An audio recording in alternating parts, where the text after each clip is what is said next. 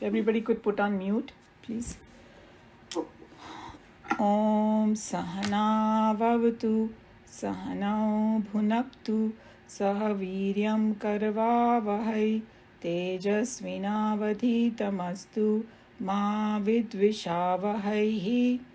Om Shanti Shanti Shanti. Hari Om Shri Gurubhyo Namaha. Hari Om. वसुदेवसुतं देवं कंसचाणूरमर्दनं देवकी परमानन्दं कृष्णं वन्दे जगद्गुरुं कृष्णं वन्दे जगद्गुरुं. Okay, so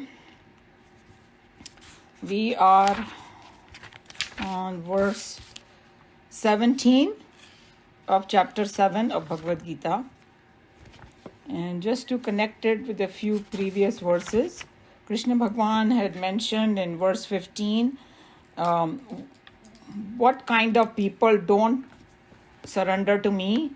And he had given, the Dushkritan, Mudha, Naradhama, people means, people who are evildoers, and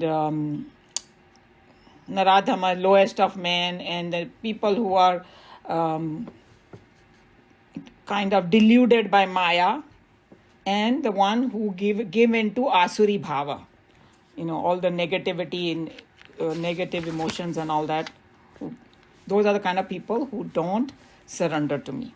And then the last week we did a very famous verse where he said, 4 kind of virtuous men worship me. So he called them all Sukrit, virtuous, who do good deeds.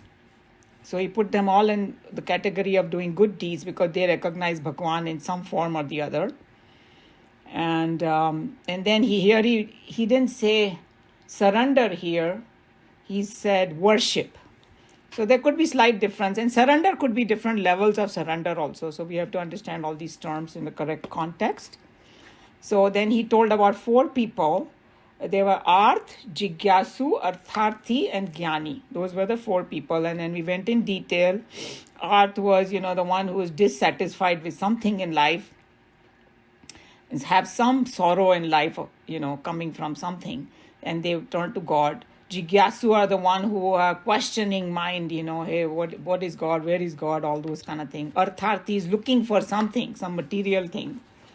And Jnani was the one who understands God completely, but still doesn't have the experience and is striving for it. So those were the 4 kind. And then there was a question that, hey, which one is the better one? And now Krishna Bhagwan very, very clearly will tell in this verse 17 over here who he thinks is the best. Here's the verse. Tesham jnani nityayuktaha ekabhaktirvishishyate priyo hi jnaninotyartham aham sacha mama priyaha. Tesham, of them, so of these 4, that's what it means. Jnani, the wise. Nityayuktaha, ever steadfast. And we're going to see what it means in more detail when we go in detail with this verse. Eka bhakti, even so these terms are very important. Nitya yukta eka bhakti. Eka bhakti, whose devotion is to the one. Vishishyate, all the Hindi speaking we know, jo vishesh hota hai. That means special. Yahan par excel bola hai, but that's the whole connotation is special. Priyaha, we know this word, dear. He is verily jnaninaha, of the wise. Artyartham, exceedingly. A lot. Bhagwan is putting emphasis, a lot. Aham, I. I means Krishna Bhagwan is talking about himself and who's, totally one with Brahman. Saha is he, cha is and, mama of me, priyaha is dear. So let's see all the different terms. So here he very, very clearly says that out of the 4 people, Jnani, who is a Nitya Yuktaha and Eka Bhakti, and he is very special. Vishishyate means he's very special. And that means he's telling that Jnani is superior to all of them. All means the other 3. And why? Because Jnani understands Bhagwan, what is Bhagwan completely. So what about others? They do understand, but only little aspect of it. They don't understand him completely. So that's how we have to understand. And then others, the problem with other people is they are not nitya yukta. They are not connected to God all the time. जब उनकी मतलब होता है तब.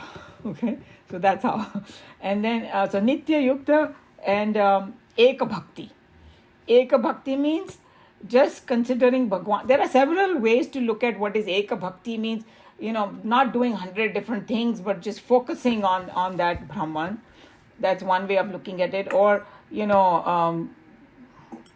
very single-pointedly in a meditation, when you are not thinking of hajar other things of your thing, that also Eka Bhakti. So there are several different ways you can open this Eka Bhakti. And so let's go back to Nitya Yukta, what it means. So that means constantly tuned to God. And I remember our Darshana Bhen used to say, it's like for the musician, that there is a tanpura going in the background. Constantly, it connects them to the right raga, something like that. So they never forget about that Bhagwan, ever, under any circumstance, good, bad, nothing. They always Bhagwan is there in their mind. So and then what compared to them, Nitya Yukta, what happens to the other people? When they want something, then only they turn to God. Other times they completely forget about him. So and then what happens is they are if they want something, they will connect to God, and as soon as their wish is fulfilled, then temporarily again God is gone. And and especially the arth and artharthi ka ye jada hota hai, they're temporarily. So for example, if somebody has a sorrow, I say, I need to worship, I'll do this mala, I'll do this, I'll do that. And then when the sorrow goes away, then Bhagwan also goes away. So it comes and goes. And it is, so basically their Bhagwan is linked with their sorrow. Sorrow mein wo khub, arth means, oh God, where are you? Please help me. That's arth kind of condition.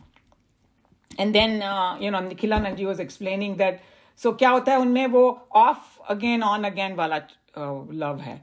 It's like when I want something, sorrow comes and Bhagwan yaad aata hai, sorrow chala jata hai, fir Bhagwan chale jate hai, fir dusra sorrow aata hai, fir Bhagwan aa jate hain, So this is the difference.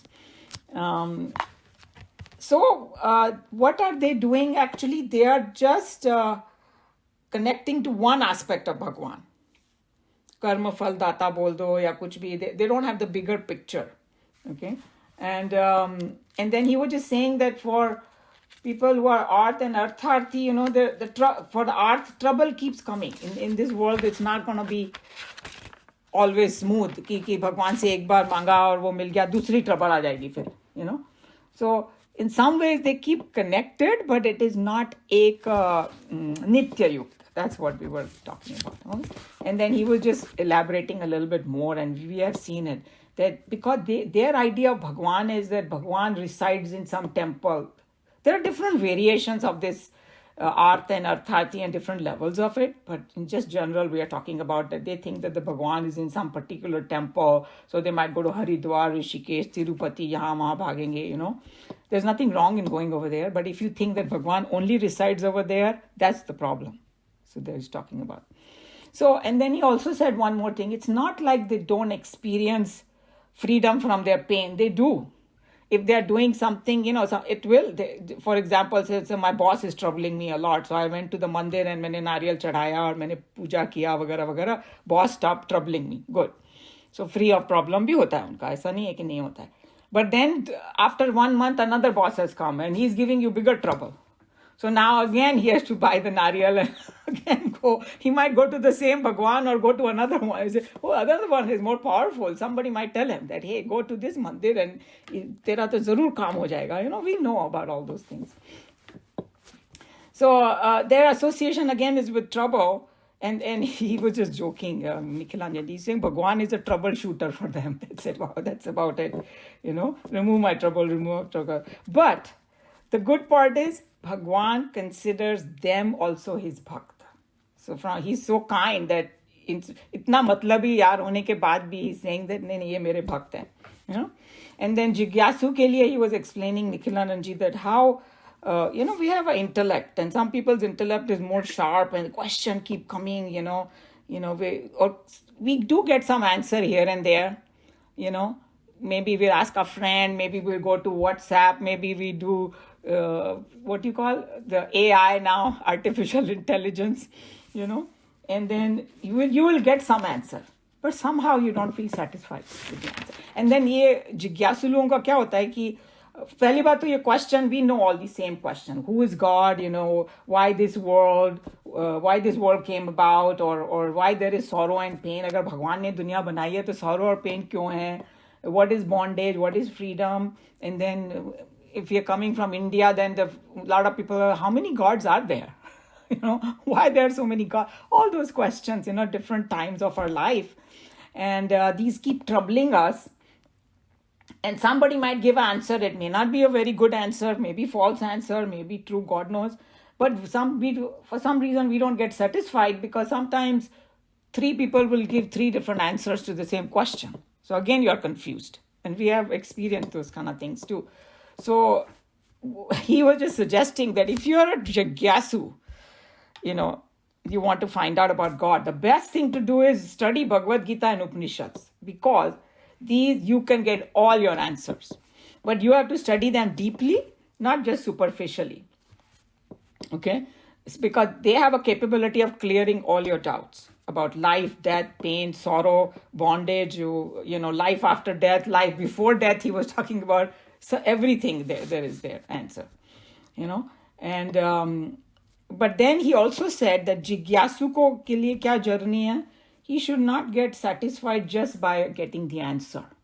That's not going to connect him to that Eka Bhakti and, Nitya Yukta. But that, okay, mera Jigyasa pura ho gayi to khatam ho gaya. No. He's saying that we should proceed further to recognize and realize this God and go towards the state of enlightenment. So uske liye bhi path hai. And then अर्थार्थी के लिए वो कह रहे थे कि when some if you want something, then वो पूरा हो गया तो again God is gone. You stop remembering. But Jnani is the only one who constantly is tuned to Bhagwan under all circumstances, good, bad, whatever. And he's saying that all 3 periods of time he's connected, awake, dreaming, and sleeping. All the time he's connected, because why? Because he has a very strong conviction. He has no doubt. And his conviction is very deep, factual, and true. He understands Bhagwan in the true sense. That's why he's totally connected. So they know, Jnanis know who God is, and then no sorrow can disturb their understanding of God. Because usually, moment in some situation, if you're artharthi and arth, Bhagwan did not do this for me, so Bhagwan does not exist. Or why did he give me so sorrow? मैं तो भगवान को believe करना ही बंद कर दिया. They are not like this. They are understanding deep that no sorrow can shake them. Even life and death cannot shake them. That's what the main thing is about Jnani is. That's what is called Nitya Yukta. And Eka Bhakti is, they know God is one without the second. And then there is another word is going to come in Bhagavad Gita called Ananya Bhakti. He is going to say, I think 9th chapter, he uses this word. It means, na anya, koi aur nahi. So, itni understanding hai ki koi aur nahi hai is dunya mein. So that means, no other than God, but my own self, that with a capital S that we talk about. So, उसी को एक भक्ति बोलते हैं कि when I accept the oneness of God, that is एक भक्ति. So he was just saying, elaborating on this Eka Bhakti, that it's not even like you are not there, I'm not there, everyone is God alone. That's called Ananya Bhakti. Because sometimes people can get confused, means, if I follow one Bhagwan, that means I just follow that Bhagwan and nobody. He's not talking about that kind of Ananya Bhakti. Talking about a little more deeper than that. So Bhagwan is saying that this Jnani is special to Bhagwan. Vishishyate, he called them. And Priyohi. I'm extremely dear to the Jnani. No, both ways. So he says, Priyohi Jnanina means I am extremely dear to that Jnani. So why he's saying that? Because he's saying as far as Arth and Jigyasus are concerned, they have their own likes and dislikes, and own fascinations and all that. But Jnani is not like that. Jnani is, and then the other way is that, so Jnani, for Jnani, I am very special, or and I'm very priya, and Jnani is priya to me also. The both ways he's talking about. That's a very important. Like, well, then it's not a one-sided love. This is reciprocal. And then he would elaborated on this. This is a very important thing to understand. What this Jnani understands is that Bhagwan is my own self. So see this, and then he was actually, analyzing this whole thing, that just look at it very objectively, that in this world, what is most lovable and dearest to us? Actually, it is our own self. Nothing is more dear to us. We don't love anything more than our own self at the core of it, because we do everything for our own self. So somebody might say that, hey, I'm serving other people. Hey, you are serving other people because giving you satisfaction. You getting happiness out of it, And there was, when we have our 10th graders, we have some stories which are like, they can relate to it more. And it seems that one time Abraham Lincoln was in some meeting. In those days, America had just kind of begun. And he was in some kind of political meeting, and then he had to go to another one. And he seems that he was driving, and then he saw one animal, whatever, buffalo or something, I don't know, maybe some smaller pig, जो ना फंस गया था एक दलदल में, से कीचड़ में. So here is a precedent, and when he saw it, he didn't tell his other people who were with him. He just stopped the car, and he told them to stop the car. He got out, and he got into the कीचड़, and he pulled that pig out. And then with his muddy boot and muddy clothes, he came and sat down, and then he went to the next meeting. So everybody saw his muddy and said, well, what happened to you? He's a president, right? And so finally, when he told them the story, he said, hey, why did you have to do that? He's saying, I didn't do it for anybody else. I did it for myself, because it bothered me. So I'm not going to use anybody else's help, but I'm going to, go there because it bothered me to see that. So now I feel happy that I did that. So that's what he's talking about, that even if we do something for others, it makes us happy. Because we don't love anything more than our own self, that we are talking about Atma, that self. Not like somebody can take this in a wrong way also and become selfish. That's not what they're talking about. So, and then there is other thing is, why do we, these saints and sages, or the Jnani, he kind of loves the whole world because he sees the whole world as himself. That's why. So that's another, these are all concepts we have already learned. And then he was just saying that even when we love someone else, because we see ourselves in them. That's why, or they're like, oh, this is my son, I love him, or my grandson, because I feel that connection, and that's what we love. So that's the important thing over here. And then he was talking about that how in this Upanishad, Brihadaranya Upanishad में declare किया गया है that दुनिया में जितना भी प्रेम है, all love is because of the self alone, because of that Atma, directed towards the self. Actually, we don't know it, but that's what it is. And so Jnani is the one who knows that God and self are one. Therefore, he loves the God completely. That's the main thing to understand over here. So that's why there is no other thing that he loves. Bhagwan also loves Jnani the most, the highest. And another point that he was trying to make is that you consider God as your own self, and then that's when God and you become one. When we say merging with God and things like that, that's what it means. So this person has maybe have a intellectual knowledge, abhi experience nahi hua hai, he's craving to get that experience. So Jnani can be at two levels. One is a complete Jnani when he actually has experience, and one is, at a slightly lower level when he knows this intellectually, but usko experience nahi hua abhi. Okay. So now what is our take over here in this one? That, okay, you may be Artharthi or Jigyasu or Arth.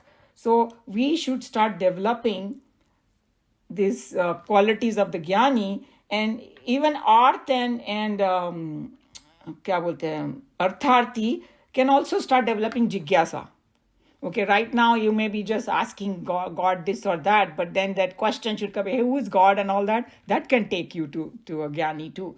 So several different combination can happen, And then he was saying that how, for Arth person, instead of going here and there, he might suddenly understand, hey, God is everywhere. I don't need to run around. I can just directly connect with God wherever I am. Like Swamiji used to say, bloom where you are. So, and then understand about God. And then the more I understand about him, then I will start asking for liberation. So there could be a journey in this, that coming from the lower status and then going higher and higher. And then Arth could be also one that, hey, on one hand, I'm asking, this to remove this sorrow or that sorrow. Why don't I ask to, ये संसार का ही sorrow खत्म कर दो, because that उसके जड़ में क्या है, my own attachments and things like that. So that understanding, because if you're going to catch one thing, it'll never work. So that kind of understanding, little things के यहाँ वहाँ करने के बजाय ना पूरे संसार के sorrow से मैं कैसे बाहर निकलूं. And then Jigyasu will say that, hey, give me that knowledge now. Okay, it's good to know where is Bhagwan, what is Bhagwan and all that, but I want that final knowledge so that I become free. So you go for higher and higher, that's what he was talking about. So to gain that state of enlightenment. And then Artharthi might say, hey, end mein usko pata chalega ki even if I get something, but I'm asking material stuff and all that, it gives me pain only in the end. So agar meko swarg bhi mil jaye to kya ho jayega? Once you kind of study the Upanishad and all, then I want my own self, that highest self. So like that, he said that you continue with that journey. So the conclusion mein yehi hai ki bhai, out of the 4 types, devotee, Arth, Jigyasu, Artharthi and Jnani, Jnani is very dear to me and I am dear to Jnani. That's the conclusion of this verse. Any question, comment? Anybody wants to add anything? Maji Prabhakar here. Oh, namaste Prabhakar. Namaste. I just I'm thinking when you were commenting on this particular shloka, does it here Bhagavan is saying, the philosophy is a Dvaita philosophy? Because Bhagavan is saying is that, you worship me, you surrender to me. At the same time, I was thinking that at the same time about the self, the supreme self. That is the Advaita philosophy. Correct. Yeah. So what I'm a little bit confused. Okay. Bhagavan is saying that surrender to me. Is it that we need to surrender to the self, supreme self, or to the Bhagavan? Okay, so I think is there any pathway, or the first step is Bhagavan and then move on to Paramatma? So it depends on your own situation, where you stand. So see, the way where Bhagwan started telling Arjuna is that, okay, he told him his nature, right? That, hey, who am I and all, he started talking about that. And then he explained that I have higher nature, lower nature, and the higher nature sustains and all, everything he said, and then he said there are people who there are people who don't connect to this. And then he gave the reason why some of the people don't even think about God or don't even connect. And he gave the 4, verse 15, yes, that Naradham, all that. And then he started switch the subject and okay, now I'm going to tell you who does worship me. So then, एक तो है बिल्कुल भगवान को मानते ही नहीं है, दूसरे हैं जो मानते हैं लेकिन उसमें भी different categories बताई है. So it depends on where you stand. So true, in the beginning, it's totally fine to have this Advait Dvait thing, that duality, because you have to begin somewhere. If you are at बिल्कुल ही मानने वाले नहीं हो, suppose like कोई नराधम है, but then with some experience in his life and all that, it shakes him off and he says, hey, maybe there is something higher. So then he started worshipping. But now there is still dualities there because, hey, I'm here and God is there. Yeah. And then what he's saying, that once you become the jigyasu and all and you start understanding about God, oh, God is nothing but my own self. My own Atma is same as Paramatma. So it's a journey. So I don't think that there is any fixed formula Bhagwan gives in Bhagavad Gita. He tells you, hey, it depends on where you are. You can start from zero ground and you can climb up. There's no problem. That's why when we go to other chapters, he's going to tell Arjuna, hey, this is the best thing to do. Okay, suppose you can't do this, A, do B. You cannot do B, do C. He gives a many different ways. So each person has to, whoever is studying Bhagavad Gita has to turn back towards ourselves and say, where do I stand? Am I Arth? Am I Artharthi? Am I Jigyasu? Am I all three? You can be all three also. But then Bhagwan said that Jnani is moving towards that oneness, moving towards that Advait, true. Mm-hmm. So that's no, what it is. I was thinking that probably the Bhagavan is so kind enough to all different types of people with a different philosophical attitude. Absolutely, there is no problem. I mean, if I have an attitude of Dvaita philosophy, I just look at him as a Bhagavan and surrender to him. If I have a Advaitic philosophy, I will look at it mostly as Paramatma or the self and then worship and in that context. Am I thinking right? Yes, you can look at it that way too, but this is the issue. But अगर जो अद्वैत वाले हैं ना, अगर उनमें भक्ति नहीं है तो फिर उनका भी वो experience पूरा नहीं है. अच्छा. Right? So because somebody can intellectually, okay, Bhagwan is my Atma, I'm everywhere, blah blah blah, and he's still dukhi. Okay? So but जब तक वो final उसको experience नहीं हो जाएगा. It's like somebody giving you a laddu and keep talking about it and you know everything, but you have not eaten the laddu. You don't know how it tastes, So until that person, ज्ञानी को इस context में, इस verse में जो ज्ञानी बोला है ना, उसको intellectually पूरा समझ में आ गया है. और इसीलिए उसको conviction भी हो गया पूरा का पूरा. And he is still भक्त of भगवान because he doesn't have that final experience. जब final experience हो जाएगा तो भक्त और भगवान एक हो जाते हैं. That's what he's trying to say. But that doesn't mean that in Vyavar he will say, oh, I'm God or something. He knows he still has a body and he's going to, Vyavar, don't mix Vyavar with his understanding of oneness.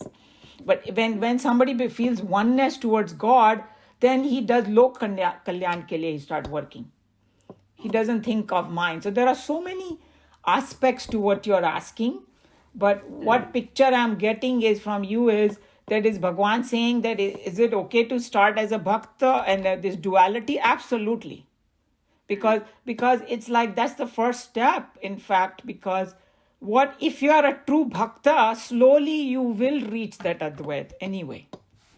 You are going to understand that Bhagwan is one. And then that complete bhakti will ekdam phut padegi aap mein se. Like we see in Bhagavad Gita, Arjun ko thi bhakti, obviously, तभी तो उसने surrender किया कि नहीं. He knows that it's not. But उसकी पूरी की पूरी भक्ति जागी जब उसको वो oneness का पता चला.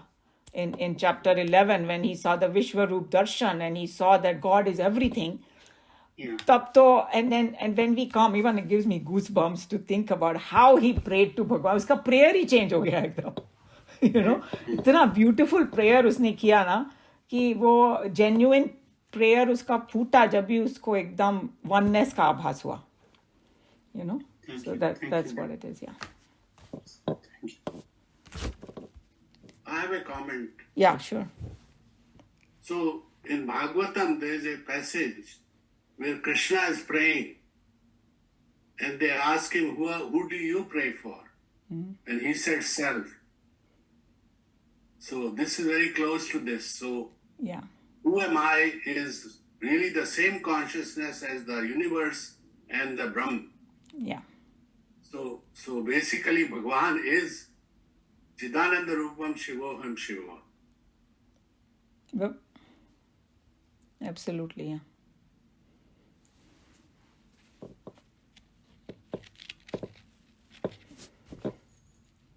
Any other comment?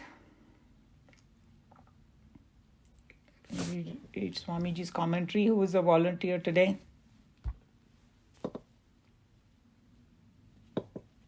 Go ahead. Shall I? Yeah.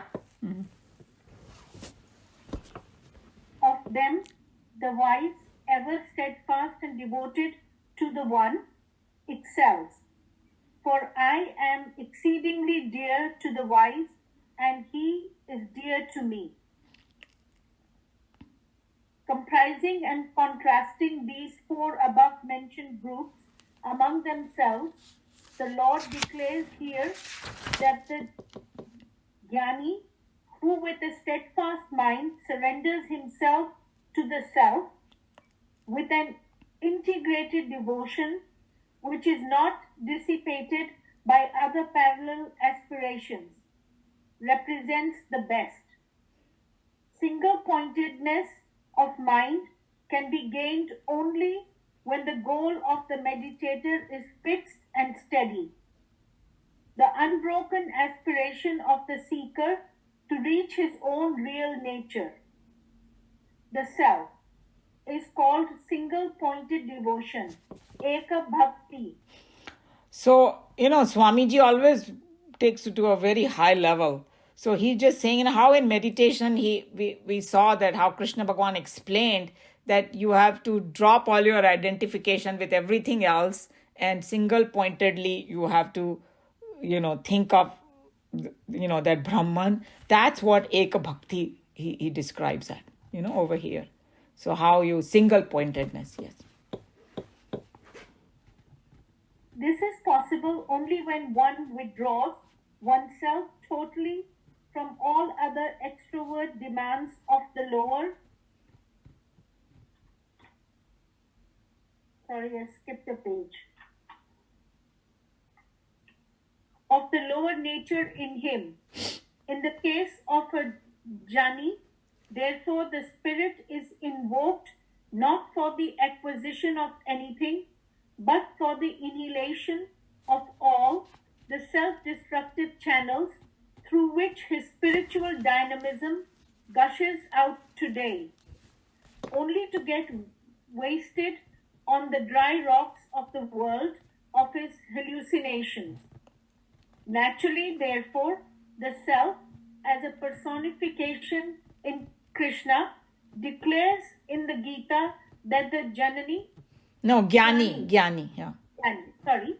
Declares in the Geeta that the Jnanis are the highest and the best among the living kingdom, who reach the portal of truth with their individual demands and aspirations. So he's just saying that the people who reach the portal of truth with individual demands and aspirations, जितने भी आते हैं उसमें सबसे ज्ञानी क्यों highest and the best है, because he is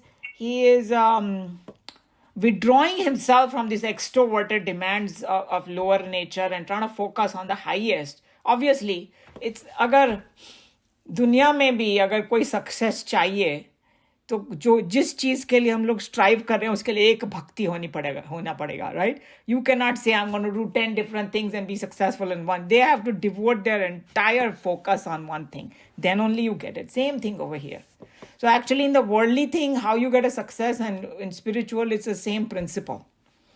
That, you withdraw from other things, you focus on one thing, then you will get it. And even koi student hoega, in your acharya will only love that student who has ek bhakti towards that subject, because he's going to excel. When you love something a lot, you're going to focus on that. That's another thing that our teachers said. That's how do I develop love?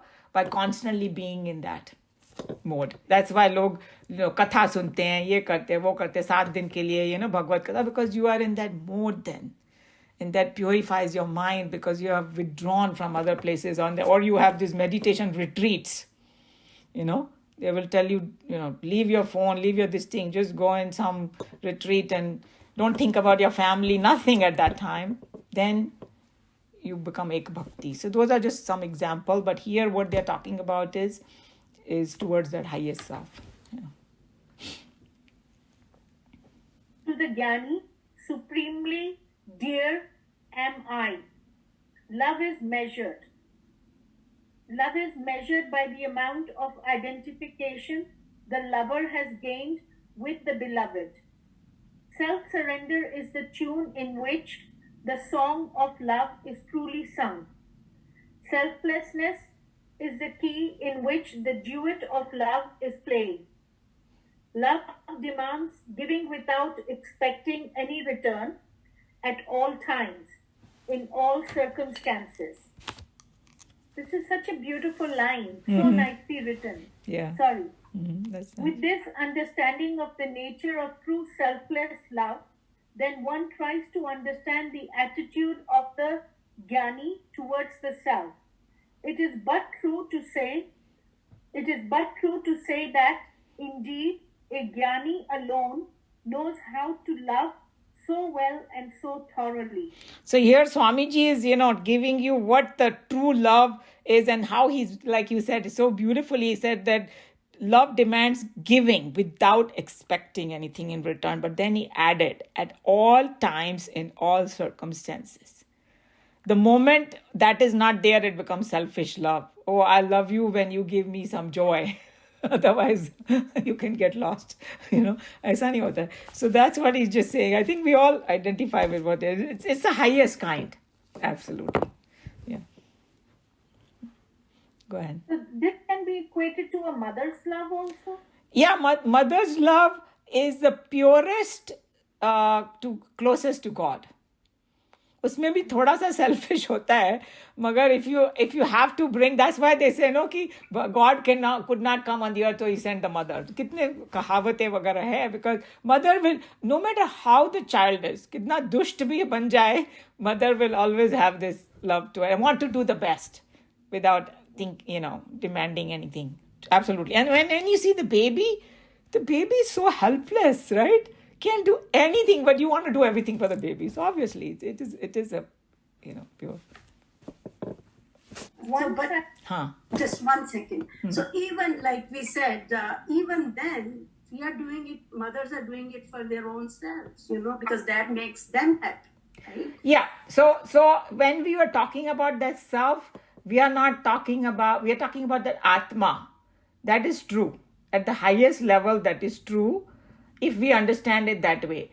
But, the reason I said कि mother में भी थोड़ा सा selfish होता है, because we know that इतना purity mother में भी नहीं होते. She wants something in return.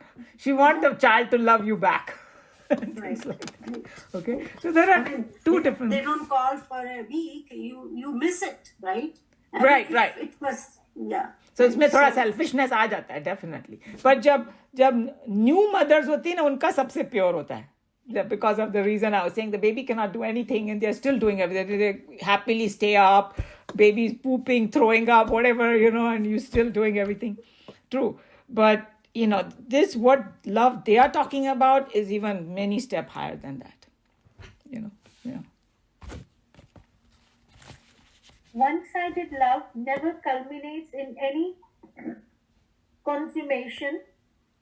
Man may approach the spiritual center in himself in an attitude of discrimination and surrender, with all his aspiration and love, but if it is not reciprocated by the spiritual truth, it might become as tragic as the case of the Greek boy who fell in love with his own reflection. Here, when Krishna declares, "And he is dear to me," a great psychological truth has been expounded. It is the eternal law that love, with no strings attached to it, can not only order its own fulfillment, but shall convert even the base to be noble by its silent persuasions and mysterious charms. So he's just telling, because he's, this last part of this verse, when he says that I am exceedingly dear to the wise and he is dear to me, he's reciprocating. तभी हम लोग के पुराणों में वो कहानियां है ना कि भगवान कहते हैं मैं तो भक्त का भी दास बन जाता हूँ. Like whatever the bhakt wants, I do it because of the pure love. So he's just saying that on one hand, he did say that, that pure love is you don't demand anything in all circumstances, everything. But he's assuring that, hey, God is going to love you back the same. That's what it is. That if it's a two-sided, it's not going to be just one-sided love. It's going to be the moment you give this complete thing, it is going to come. And then in the next verse, he's going to explain that how it happens. And, it may not be completely related, but I think it is. Some of those great swamis and all who are like totally pure in their mind and they have this love for God, they see God in everything. They say that even the most hinsak prani comes to them and become tame. Like they have this Swami Narayan, Swami Narayan, he came like several hundred years ago, he came on this earth. It seems that one morning they found, it was in that movie that we saw, the villagers found him, he was a teenager, sitting next to a lion. Lion was like a dog almost sitting next to him. No fear, no nothing, because when you express love to the animal is not going to do anything to you. Even in today's world, because of this WhatsApp and all, you have so many people who are like become friends with the lion and all these hinsak, and they are just playing as though they are playing with a cat or something. Because they have the complete pure love and the animal understands it. Or, some shark and all that. We have seen those videos where those people go and interact with shark because they have the love for the shark. So it will reciprocate. Even in the world that will happen. And he's going to explain in the next verse that kitna bhi dushman kyun na ho, if you have love in your heart, usko jhuk hi jayega. That's what it is. But it has to be pure love. It cannot be that dikhawa wala. Yeah. Scientifically viewed, it is an observable fact that if a mind is powerfully charged with a certain emotion, be it sorrow, hatred, jealousy, love, or kindness, it can bring about sympathetic vibrations of similar emotions in the chambers of the hearts that come near it. It is so beautifully written, like a poet has actually. Yeah, because Swamiji was he was what you call newspaper वालों को क्या बोलते हैं वो? Huh? Reporter or journalist. Yeah, he was a journalist. So because he was a journalist, he knew how to write. So that's why it's so beautiful, his writing. When one full of hatred approaches us, he can influence and fill our hearts to the full with hatred. So too, if we can give the required dose of pure and sincere love, unmotivated by any desire of selfishness, it is a law that even the bitterest enemies, with their hearts full of hatred, can be forced to reflect nothing but love towards us. This psychological truth, in all its implications, has been brought out vividly when the Geeta states that even the infinite and eternal truth has to helplessly come under the charm of the pure and selfless courting of the meditator and with Ekta Bhakti. Eka Bhakti is that word from the verse. So he's just telling you how beautifully he put that this whole psychological truth. He's just saying that if you have a full of hatred and anger and frustration, other person start feeling like that too. And if you have this pure love without any other motive, and then the other person get influenced by it. And the same psychological truth applies, he's saying, to the highest self also, that the infinite and the eternal truth also helplessly come under the charm of pure and selfless courting. And then there's a famous thing in about this Eka Bhakti and all that, uska jo representation hai, when Bhagwan sends Uddhav to the gopis. So he just, and he didn't want to tell him because, sometimes, those people who are like, oh, I love God a lot, they might have a false ego about it themselves. Or, I know everything about God. Say, no, you are not the one, but the gopis are the one, because they have ek bhakti. And so he doesn't tell him, go and learn from them. But a trick ढंग से उसको भेजा कि मेरा एक संदेशा ले जा तू गोपियों के पास, And then when he goes there, and the gopis are like, oh, Krishna Bhagwan ka letter aaya hai, तो झपटने लगी, और they say, कैसी ladies hai लोग, they have no manners and nothing, and he was so upset with them.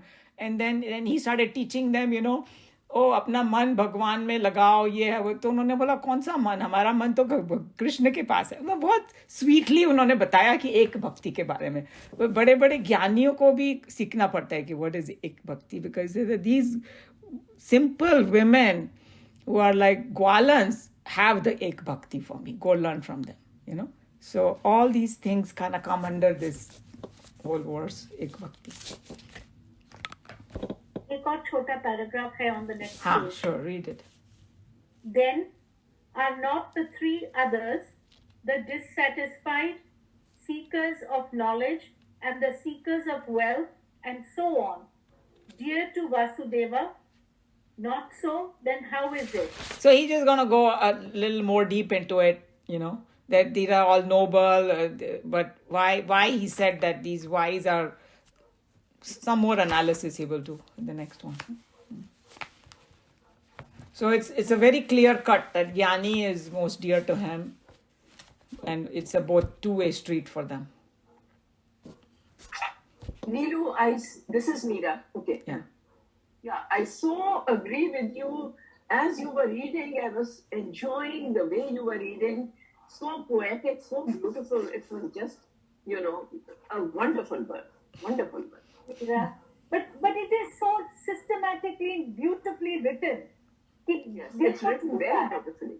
As you were reading, I wanted to interrupt, and I said, no, be quiet. In the end, I'll tell you. It's so beautifully written. Yeah.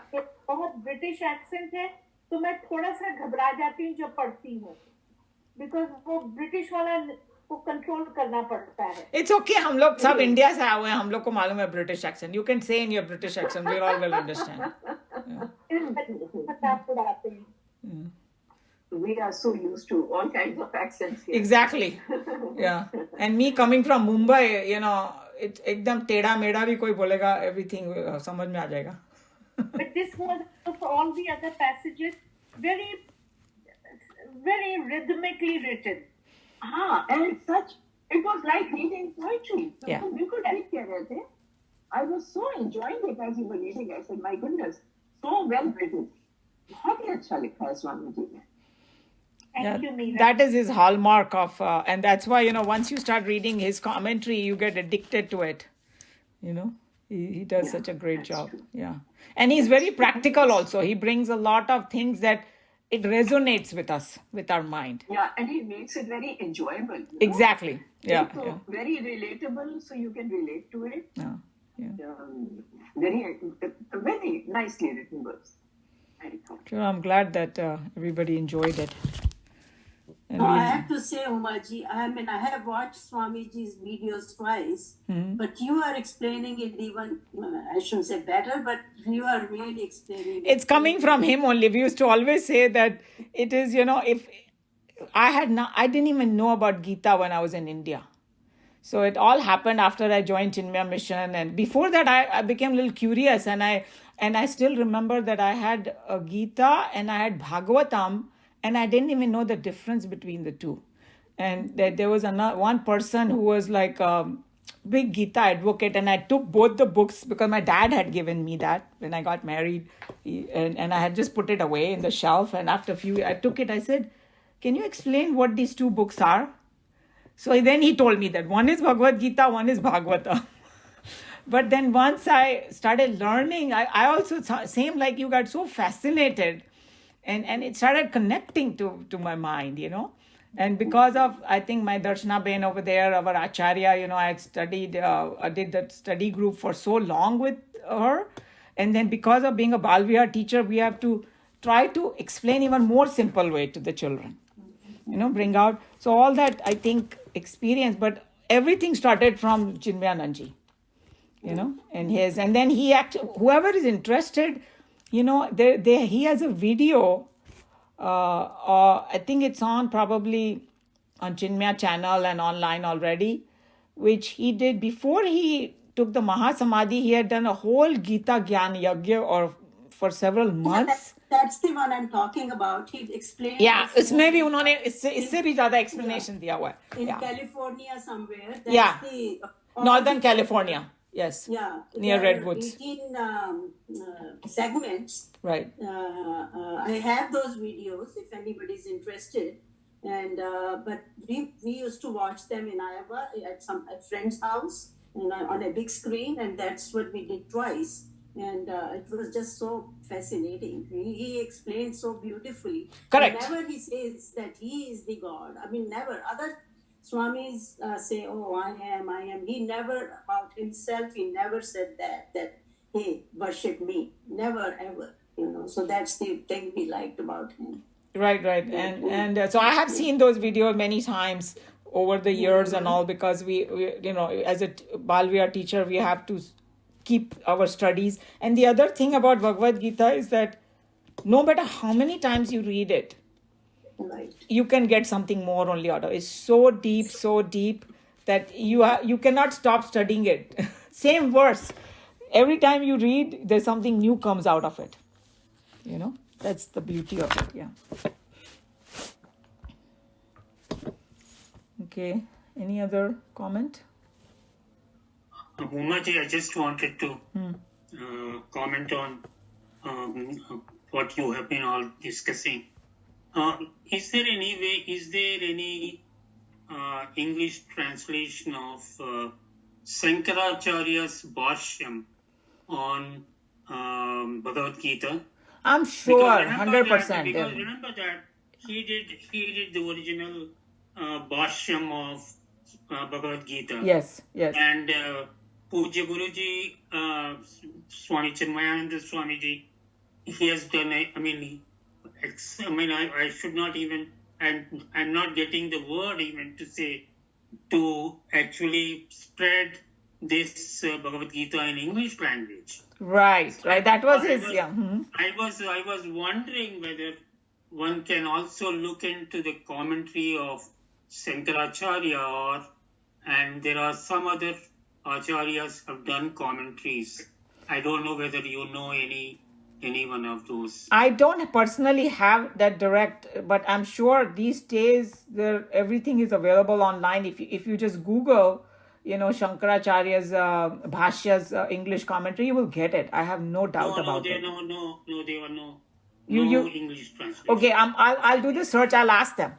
We can ask even, in Chinmaya Mission, they might know, because Swamiji, Chinmayanandji, he followed the Shankara philosophy. So I'm surprised. I think hoga, magar we just don't know about it. Achha. Yeah. Hoga, it will be hoga. nice if our group, know about the Bhashyam, and then I really wanted to also look into that aspect as well. Okay, I'll try to find out and then let you know. If I find something, I will let you know for sure. Thank you very much, Umaji. Mm-hmm. Okay. All right, I'm going to close Bhagavad Gita here then. Sarva dharman parityajya mamekam sharanam vraja aham tva sarva papebhya mokshayishyami ma shuchah. Hari Om Shri Guru Bhyo Namaha. Hari Om.